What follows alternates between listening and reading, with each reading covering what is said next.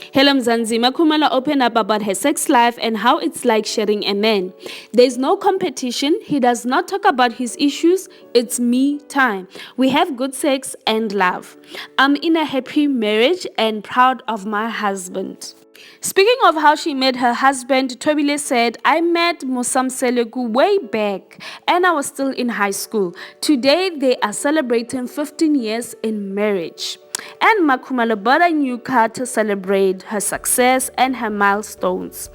MaKhumalo is a radio presenter, a TV reality star, The Real Housewives of Durban, Gumbila Bafazi, Uthando Nes'thembu for 5 seasons now.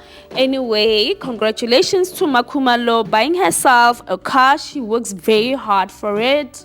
She deserves it. Anyway, till I see you again, please don't forget to like and subscribe to my channel and hit the notification bell for the latest mugos. I was born and bred in KwaZulu-Natal, South Africa, in the south coast of Durban. So I was born in Orotogoj. It's a beautiful tourism destination that many